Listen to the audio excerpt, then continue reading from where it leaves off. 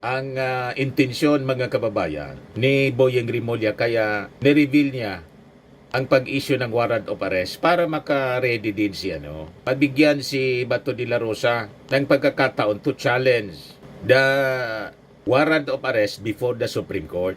Baka ganon. Or para ma-test kung makita kung ang magiging reaksyon ng mga DDS. Kung sasakluluan ba nila o proteksyonan ba nila si Bato de la Rosa in case po ilabas na po, iserve yung warrant of arrest laban sa kanya. Or para malaman kung yung magiging reaksyon ni Bato de la Rosa, kung magre-resist siya o magtatago na. O di ba, mga kababayan? So kung halimbawa ma-confirm ng DOJ na may warrant of arrest na kay Bato de la Rosa, tingnan natin kung di mag-disappear. Palamangan niya Mr. Maravillas, hindi na mag-attend si Bato ng pati si Bungo. Kasi susunod po si Bungo, hindi na mag-attend ng session sa Senado. Malamang po. At kung halimbawa, diretso nang i-issue yung warrant of arrest at iserve ng Interpol, makikipag-cooperate po sigurado ang ating gobyerno. Tulad ng ginawa, may oblikasyon kasi tayo sa Interpol. And in fact, yun ang naging statement po ni ES Lucas Bersamin.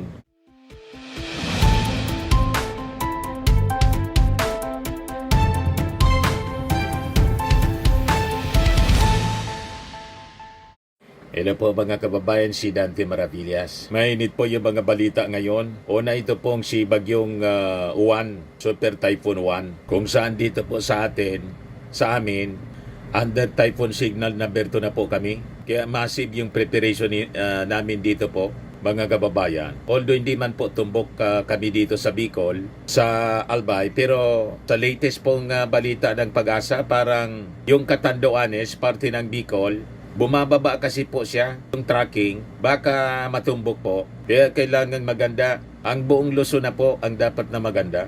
Kasi pwedeng bumaba, pwedeng tumaas po. Although ang general direction, papuntang Aurora and Isabela, mga kababayan. Aurora, Quezon, Isabela. Mamaya ibigay ko po sa inyo yung mga detalye. Now, another na mainit na balita ngayon, sabi, ilabas na daw po ng ICC yung warrant of arrest laban kay Bato de la Rosa.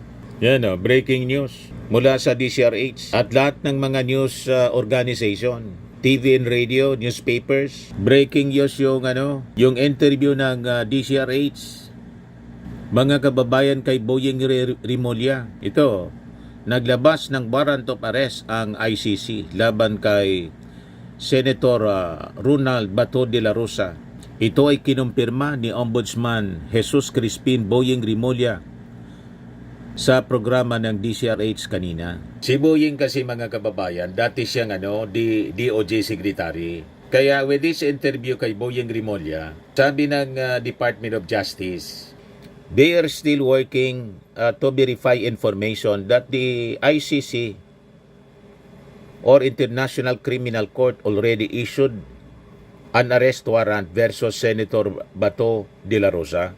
So sabi dito sa report ng ABS-CBN, ayon kay DOJ spokesperson Polo Martinez, we have also not yet seen or received a copy of said arrest warrant. We shall provide further details as soon as it becomes available. Si Attorney Maria Cristina Conti, Assistant to Counsel at the ICC, says they have yet to confirm the information. Sorry, as before, we cannot confirm something that the court has not publicly shared, sabi po ni Attorney Conti. Ngayon, nag-react na rin po si Attorney Torion, abogado ni Bato de la Rosa. Wala din daw silang independent confirmation on ICC warrant. Ayon kay Torion, at this point anya, we do not have independent confirmation as to whether or not this information is accurate.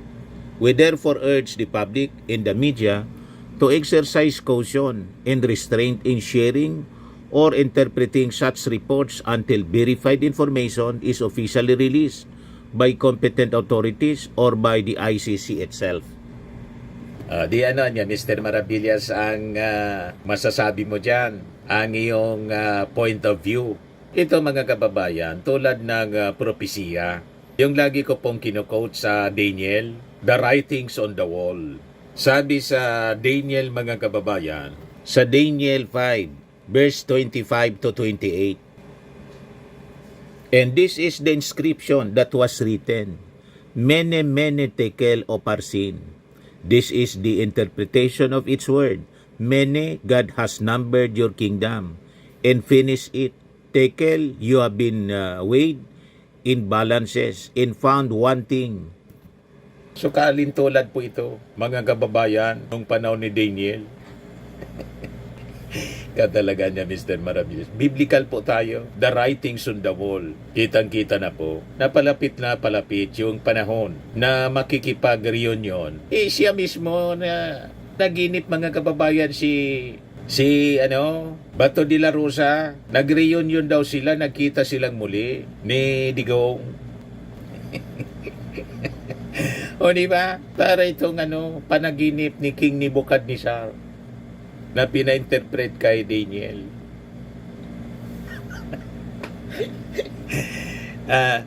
Ganon, mga kababayan, the writings on the wall are becoming clearer and clearer. Mene Mene Tekel Oparsin.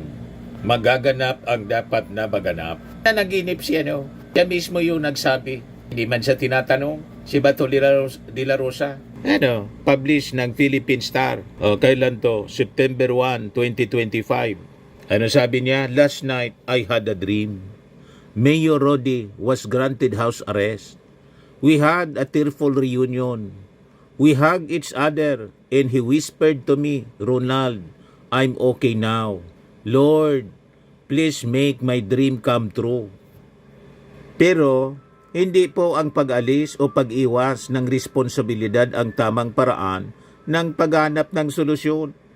Kaya lang parang yung sabi rito na si Mayor Rodi, si Digong, was granted house arrest. Medyo may mali sa pangitain. Denied yung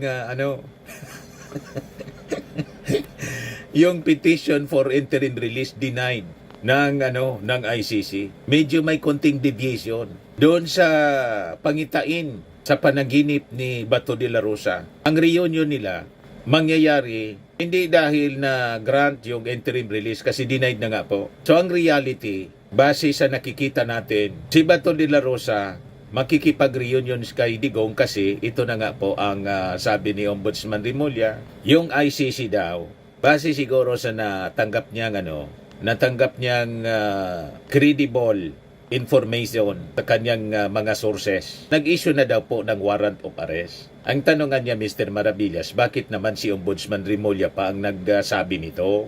Itanong natin siguro, baka matanong ng mainstream media. Wala kasi akong personal access kay Ombudsman Remulla. Ay, Ombudsman Remulla, bakit mo naman sinabi? Di ba dapat pag may na-isyong warrant of arrest na ganito, sinisikreto lang, tapos siniserve na lang doon sa taong dapat aristuhin?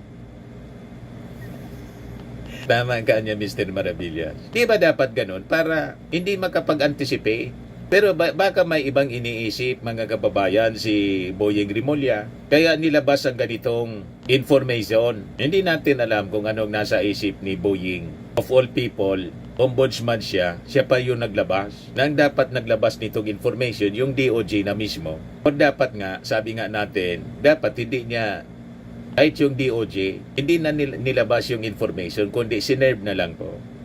Para sigurado, ang reunion ni Bato, batay sa kanyang panaginip na may konting deviation sa kwento. Hindi dahil sa granted yung house arrest petition, kundi dahil yung warrant of arrest inisyu na ng ICC laban sa kanya at sinerve ng Interpol, diniliver siya papuntang The Hague.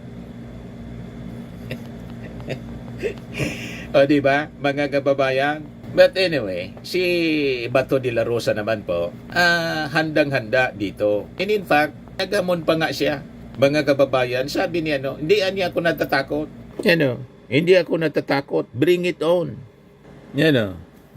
In March 4 interview with 1PH, Senator Ronald Bato de la Rosa said he was not afraid of the ICC International Criminal Court and was ready to face any legal action. Basta handa lang ako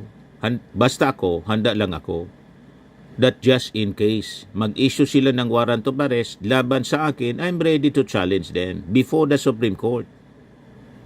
Today, November 8, Ombudsman Jesus Crispin Boyeng Rimulya confirmed that the ICC has issued an arrest warrant for De La Rosa. So baka ang intensyon mga kababayan ni Boyeng Rimulya kaya ni-reveal niya ang pag-issue ng warrant of arrest para maka-ready din siya, pabigyan si Bato De La Rosa ng pagkakataon to challenge the warrant of arrest before the Supreme Court. Baka ganon. Or para ma-test kung makita kung ang magiging reaksyon ng mga DDS. Kung sasakluluan ba nila o proteksyonan ba nila si Bato De La Rosa in case po ilabas na po, iserve yung warrant of arrest laban sa kanya. Or para malaman kung yung magiging reaksyon ni Bato De La Rosa, kung magre-resist siya o magtatago na. O diba, mga kababayan? So kung halimbawa ma-confirm ng DOJ na may warrant of arrest na kay Bato De La Rosa, tingnan natin kung di mag-disappear. Palamangan niya Mr. Maravillas, hindi na mag-attend si Bato ng pati si Bungo. Kasi susunod po si Bungo, hindi na mag-attend ng session sa Senado. Malamang po.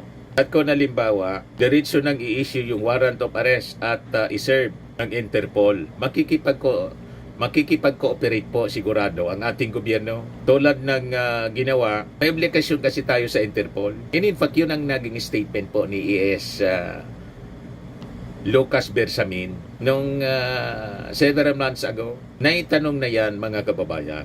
Yan yung sabi niya, Bersamin, July 20, 2025. So sabi niya noon, no ICC warrant pa niya for Bato.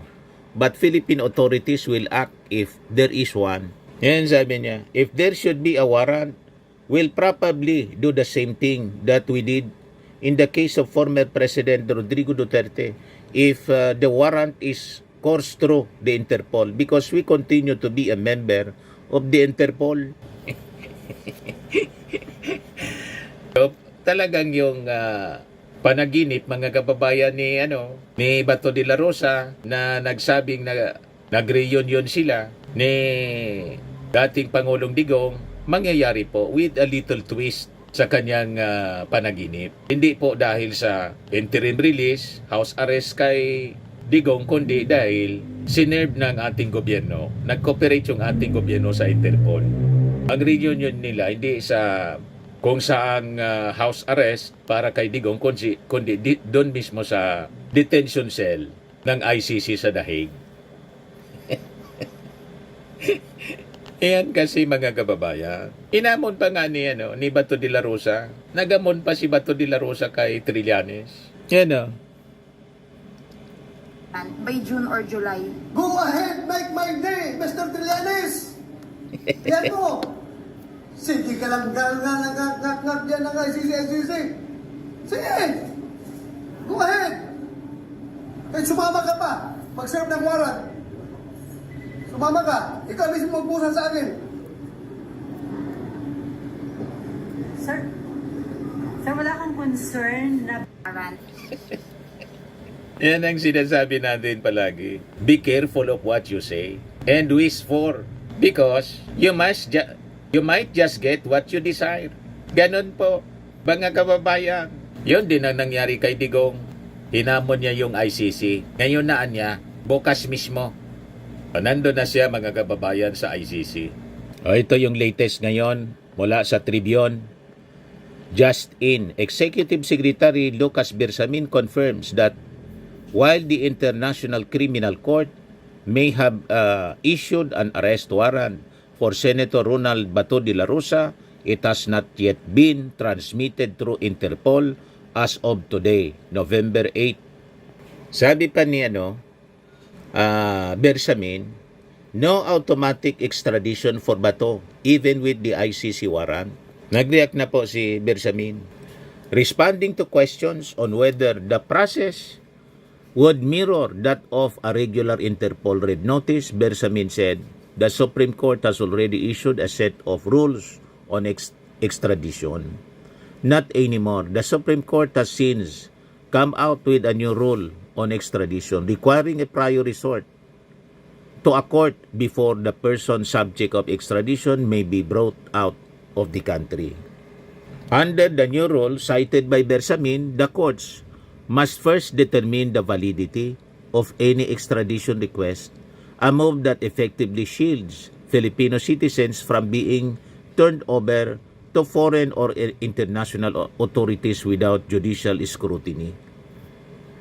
Bakit niya Mr. Maravillas? Hindi yon na-observe kay Digong. Na-deliver na kagad si Digong bago po itong rule na pinalabas ng Supreme Court. So ito, sasako po ito dito kay Bato de la Rosa at kay Senator Bongo in case isunod na po si Senator Bongo. So kailangan mo na madetermine ng korte yung validity po ng extradition request. Di matatagalan pa niya Mr. Maravillas na ma-deliver si Bato. Madali lang po yan. Basta't lumabas na yung ICC, warrant of arrest, sinerve ng Interpol, dadaan sa korte to determine the validity. Once it is valid, i-deliver pa rin si Bato de la Rosa. At malamang, alangan man po yung ICC warrant of arrest invalid.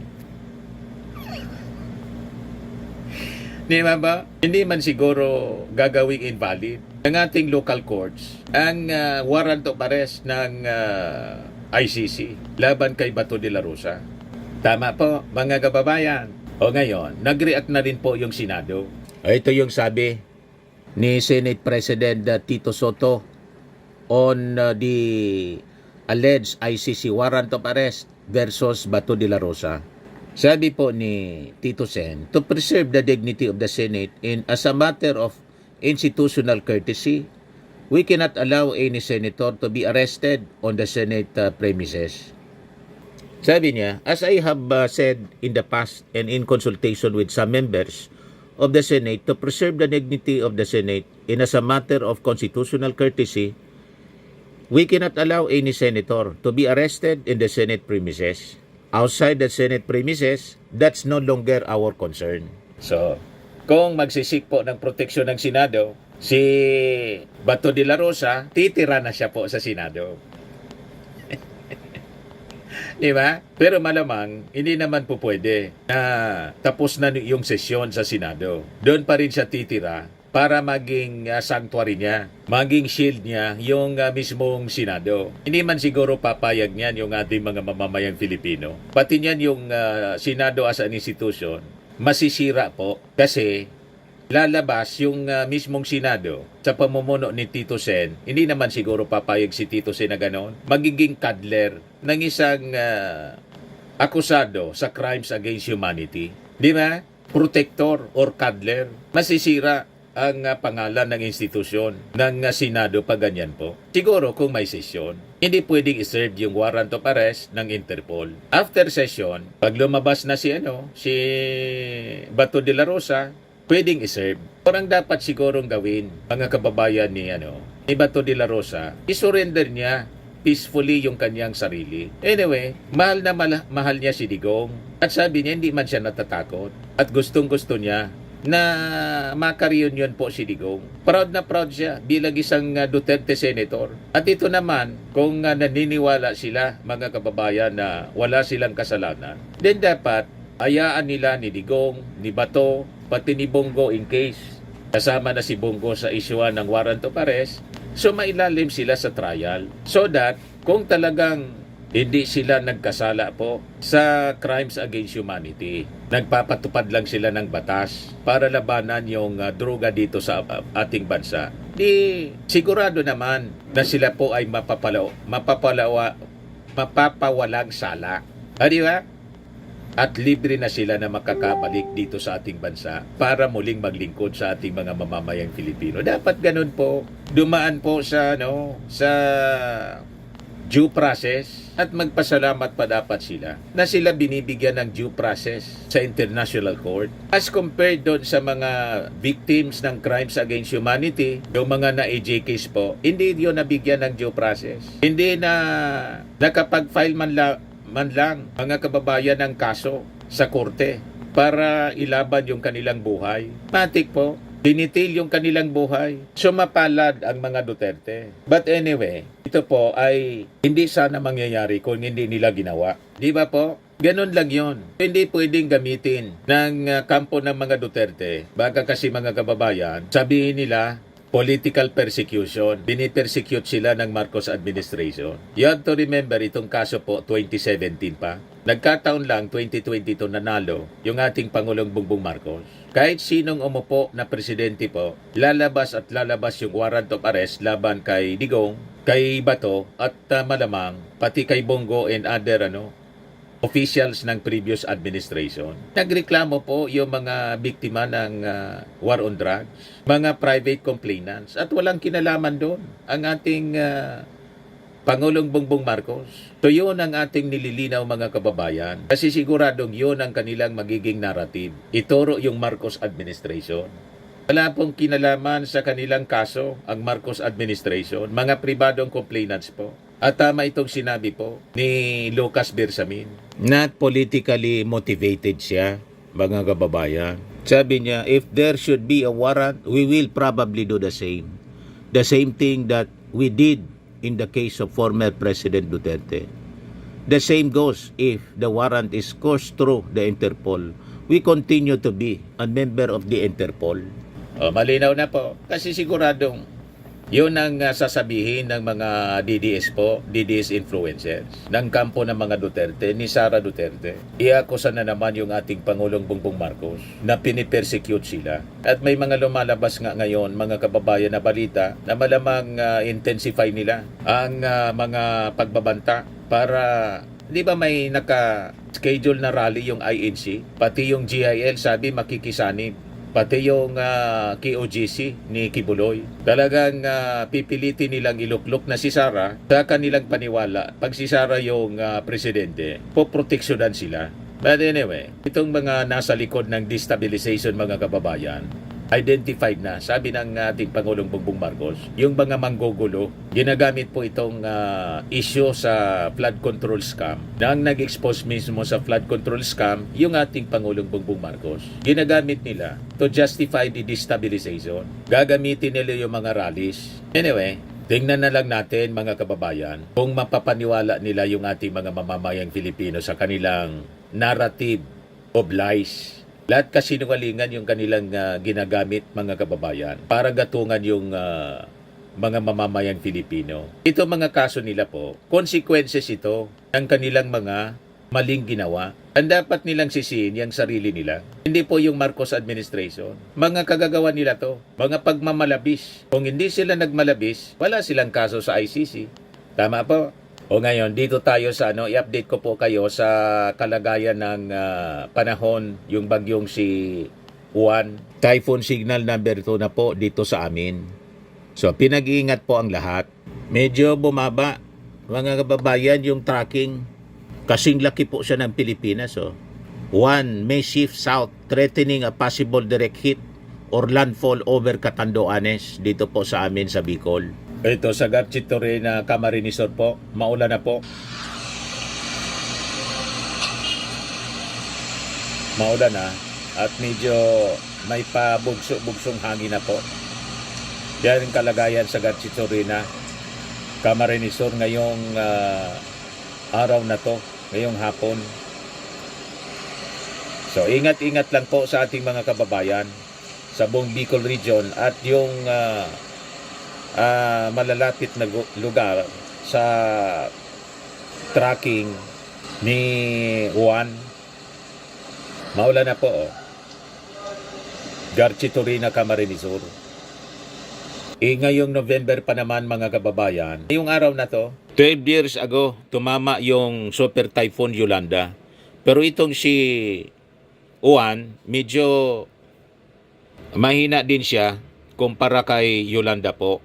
Pero just the same, mag-ingat po tayo. Yung Tino nga po, mahina naman yung hangin pero maraming ulan. Maraming tubig yung dala ni Tino. Nakita ninyo po yung resulta po, konsekwensya ng matinding pagbaha po, dilubyo sa Cebu. Importante yung pag-ingat sa baha, saka po sa mga landslides. Laging nakatutok dapat sa mga advisories, sa social media, sa radyo, television po, at saka kung ano yung mga orders ng ating mga local officials. Para hindi po matrap kayo, preemptive evacuation po. Hindi na maulit yung nangyari po sa Cebu. Sa bagay, ang nangyari po sa Cebu, yung mga binaha kasi, hindi man usually binabaha doon. And because of the failure ng flood control, nasabi, palpak, ghost and substandard, sabi po ni sabi ni Governor Baricuatro. At yung mga flood control projects na to sinimulan 2019, panahon po ni Digong. Yan ang rason kung bakit po nagpapaimbestiga yung ating Pangulong Bongbong Marcos. Kasi nakasanayan na po nila yung matinding korupsyon. Because of this corruption, mga kababayan, na nakasanayan, kawawa yung ating mga mamamayan. Ito po yung update mula sa Pag-asa. Pakinggan po natin. On-duty weather forecaster na si Engineer Benison J. Estare. Maraming po, Sir Bernard. Magandang umaga po sa inyong lahat. Meron tayong panibagong update regarding po kay Typhoon Uwan as of 11 in the morning. Huli itong namataan, 760 kilometers na lamang po sa may silangan ng Katarman, Northern Samar. Taglay na ang hangin na 140 kilometers per hour malapit dun sa kanyang gitna or mata at meron pagbugso hanggang 170 kilometers per hour na. At sa ngayon po mabilis itong kumikilos pakanluran at 35 kilometers per hour. Yung kanyang radius is 780 kilometers. So ibig sabihin po, yung Northern Samar and Eastern Samar ay nahagip na po ng outer rain bands nitong si Bagyong Uwan. Inaasahan po sa mga susunod na oras, maapektuhan din po ng outer rain bands itong eastern portion ng Southern Luzon, Visayas at Northeastern Mindanao. Aasahan na po yung mga pabugso-bugsong hangin at minsang malalakas na mga pag-uulan. Yung Northeast Monsoon or Amihan nandito pa rin po sa may extreme Northern Luzon sa ngayon.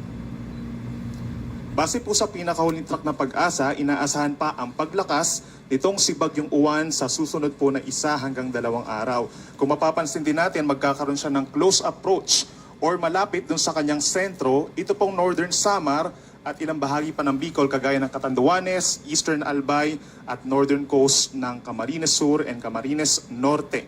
So mamayang umaga or bukas po yan ng umaga, malapit na siya sa may Catanduanes, habang pagsapit po dito sa bukas sa umaga hanggang sa hapon, approaching na po siya dito sa may eastern coast ng Quezon at ng Aurora. So possible siya maglandfall dito po sa may parteng Aurora and Southern Isabela. Bukas na po yan ng gabi. At simula bukas ng gabi hanggang sa umaga ng Lunes, babagdasin po nitong Bagyong Uwan ang Northern and Central Luzon at mag-emerge po dito sa may West Philippine Sea sa Lunes ng umaga. Kung mapapansin din po natin, base sa ating latest track, pagsapit po ng Lunes hanggang Martes, magiging mabagal yung pagkilos nito at maaaring magkaroon ng unti-unting pag-recurve or pagliko habang umaakyat dito po sa may Balintang and Bashi channels. In terms of intensity, sa ngayon 140 kph po, no? Pero paglapit niya sa Catanduanes, posible siya mag-intensify pa bilang isang strong typhoon. Nasa 175 kilometers per hour na po ito yung estimated lakas niya bukas ng umaga, pero hindi rin natin nirule out na maging isang super typhoon po ito paglapit dito sa may Catanduanes. So bukas ng likely tanghali hanggang sa gabi, nasa super typhoon category po ito. Mararanasan na yung matinding hangin po at matinding ulan dito sa ating mga kababayan sa may eastern portion ng Luzon, maging dito sa may Samar Island.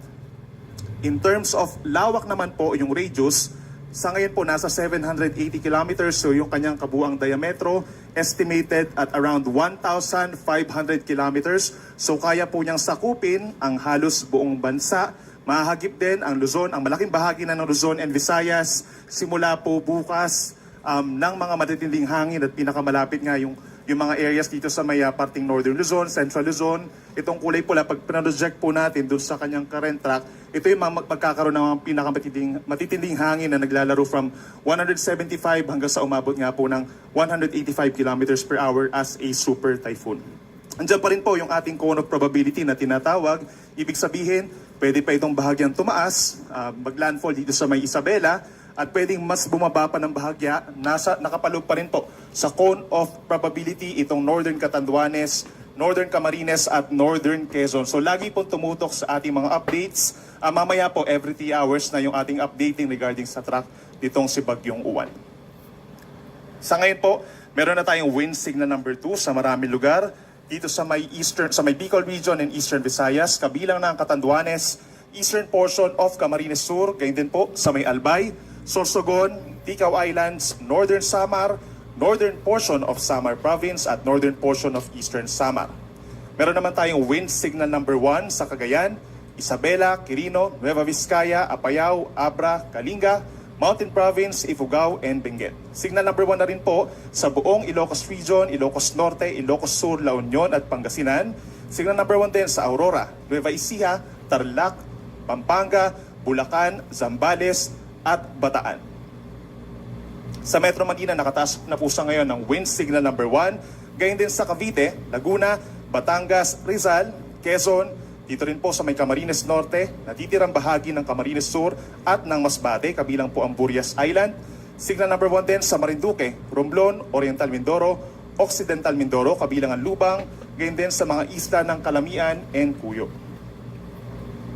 At pagdating naman po dito sa Visayas, signal number 1 din sa natitirang bahagi ng Samar, rest of Eastern Samar, gayon din sa Beliran, Leyte, Southern Leyte, northeastern portion ng Bohol, northern and central portions ng Cebu, kabilang ang Bantayan and Camotes Islands. Signal number 1 din sa northern portion of Negros Occidental, northern and central portions of Iloilo, Capiz, Aklan, northern and central portions of Antique, kabilang na ang Caluya Islands, at signal number 1 din sa Dinagat Islands and Surigao del Norte. So kung mapapansin po natin, yung ibang lugar dito sa may Luzon and Visayas, hindi pa natin talaga mararamdaman within the next few hours yung mga pabugso-bugsong hangin. Pero simula po mamayang gabi, dahil simula po kahapon, nagtaas na tayo ng wind signal sa may Bicol Region, Eastern Visayas, and Caraga. Most likely po mamayang gabi mararamdaman na nila yung mga pabugso-bugsong hangin. In terms of wind signal, tataas pa po yung ating mga babala sa hangin dito po sa mga posibleng pinakamalapit dito kay Bagyong Uwan. So maaari tayong magtaas ng hanggang wind signal number 5. So equivalent po yan sa 185 kilometers per hour na taglay ng hangin. Posible makasira po ng magkaroon ng severe damage for light material structures. Possible din po na makapagpatumba ng ilang puno at poste ng kuryente. And as a result, nagkakaroon po tayo ng malawakang brownout. Possible din po na maapektuhan yung ating supply ng tubig at yung linya ng komunikasyon.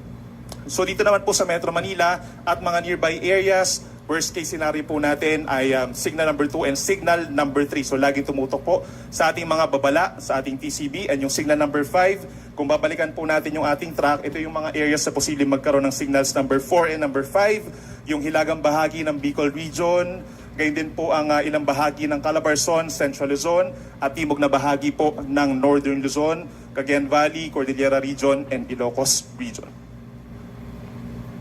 Pagdating naman po dun sa ibang lugar, sa Palawan, Visayas, and Mindanao, mapapansin din po natin na may pabugso-bugsong hangin. Yan po ay epekto na rin ng outer cloud bands nitong si Bagyong Uwan dahil ito po ay napakalawak. Today and tomorrow, the rest of Visayas and some parts of Mindanao as well as Palawan.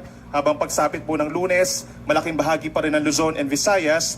Bagamat nakalampas na sa West Philippine Sea itong si Bagyong Uwan, makakaranas pa rin po ng pabugso-bugsong hangin.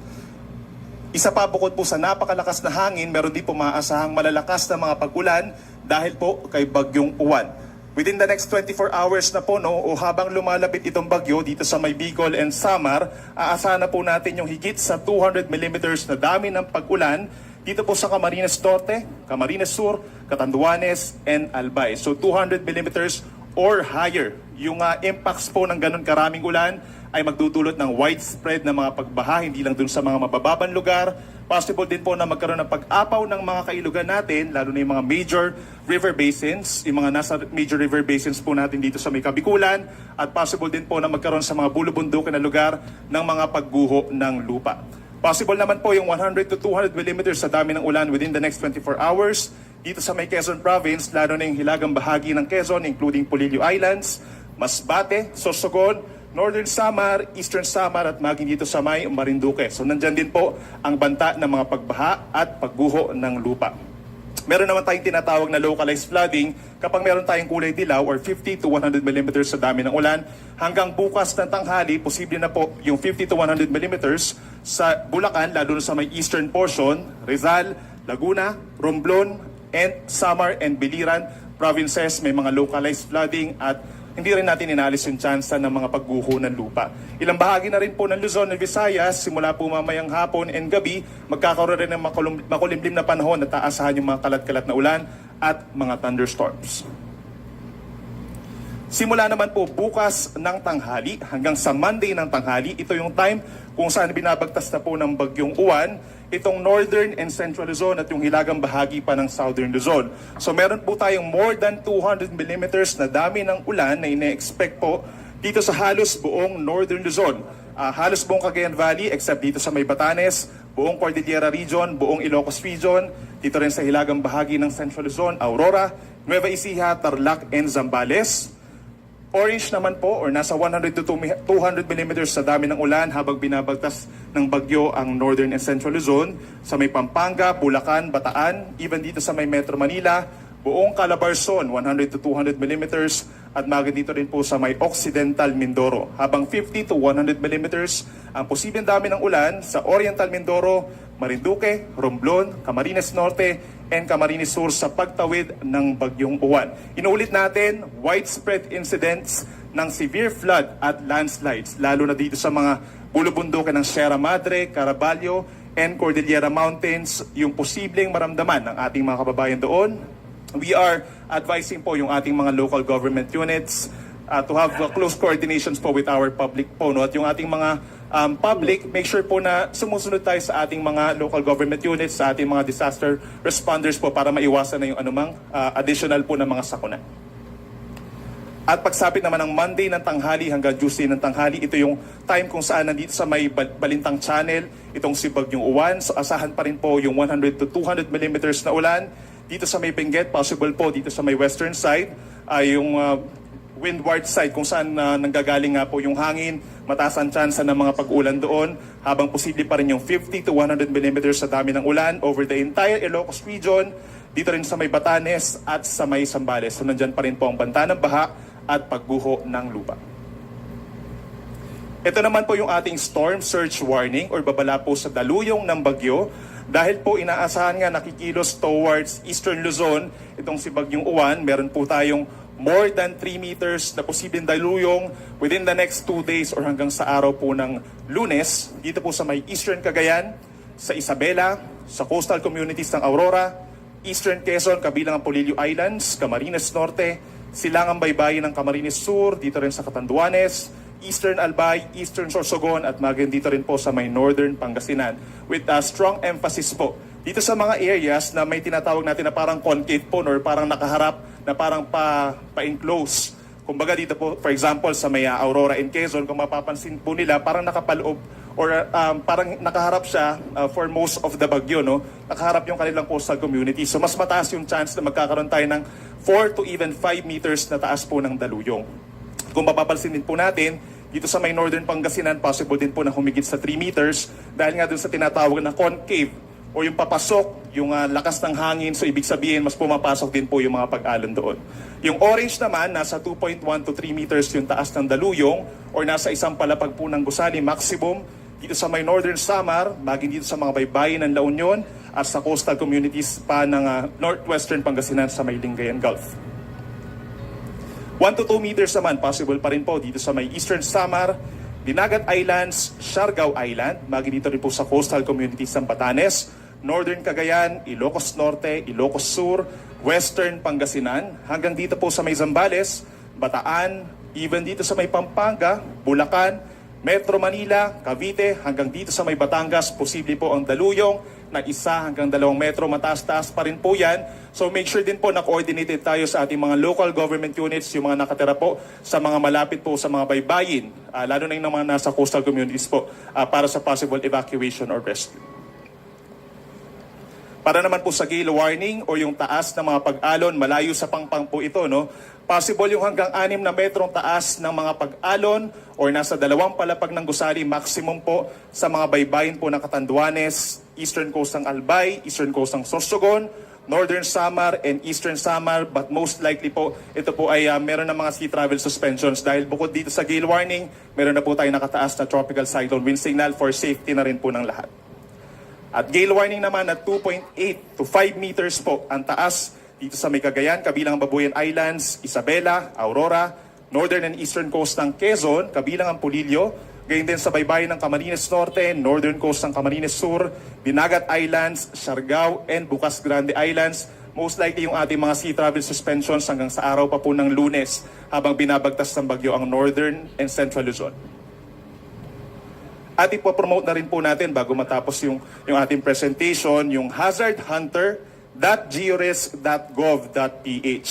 Kung pupunta po kayo sa website na ito, makikita natin yung mga areas na possible po na high risk or moderate risk or low risk pagdating sa mga iba't ibang mga hazards kagaya po ng mga pagbaha or landslides, pagguho ng lupa. Makikita nyo po dyan, no, pag itadrag nyo or itatype nyo po yung inyong lokasyon, nakaspecify na po doon yung ating mga different parameters kung saan posible nga kayong magkaroon ng pagbaha sa inyong lugar. So pag nalaman nyo po na ganun po kataas yung inyong risk sa inyong lugar, make sure na naka-coordinate ninyo na kayo po sa inyong mga local government units kung kinakailangan po. So yun mga kababayan, dito sa amin po, maganda pa naman yung panahon, medyo makulimlim lang. Yan o. Medyo may konting kaulapan. Pero maayos pa man po. Baka mamayang gabi tulad ng sinabi ng Pag-asa, mararamdaman na rin namin dito sa Albay yung mga manakanakang pag-ulan at medyo malakas na pagampas ng hangin. Typhoon signal number 2 kami rito sa Albay. At preemptive evacuation kami rito. Pinos ni DSWD Secretary Rex Gatchalian. Preemptive evacuation sa mga coastal areas sa Albay para masiguro ang kaligtasan ng mga pamilyang nakatira sa coastal areas ng Piuduran, Albay. Tinulungan ng ating Angels in the Red Vest mula sa DSWD Field Office 5, Bicol Region ang mga residente na lumikas bago pa dumating ang bagyong Uwan. Inaasahang aabotan sa signal number 5 ang lakas ng bagyo. Yan yung usual practice dito sa amin na ginagawa mula ng maging gobernador yung aming dating Congressman Joey Sarte Salceda. Yan o, preemptive evacuation. Saka massive clearing operation ng aming mayor dito. Clearing operation po. Yung mga kahoy na pwedeng bumagsak, kini-clearing na po siya para yung distroso sa mga, ang tawag dito, mga kawad ng kuryente, ma-minimize po. So, kahapon pa siya ginagawa. Hanggang ngayon, ginagawa yung clearing operation sa mga kalsada. Di ba? Ganyan kami rito. Clearing operation na agad, mga kababayan. Pinapangunahan ang aming mayor, Mayor Hisham Ismail. Siya yung mayor namin, napakabata pa. Yan napakabata pa.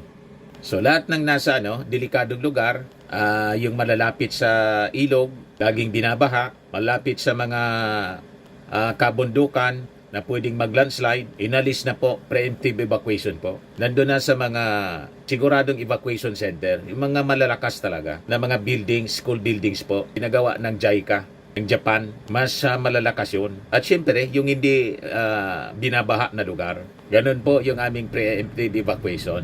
With a zero casualty objective po, na sana i-adapt ng buong Pilipinas po. So ingat po tayong lahat mga kababayan, at hindi dapat tayo makalimot sa panalangin sa ating poong may kapal. Ligtas po tayo, ilis na lang po yung bagyong Uwan, at sana doon sa bagyong Tino, makarecover kaagad po tayo. Sanay naman po tayo sa ganitong mga calamities kasi lagi tayong dinadaanan ng bagyo, pati lindol po. So importante yung pagbangon. Huwag panginaan ng loob.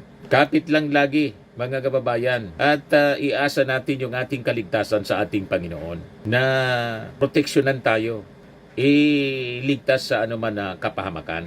Okay po?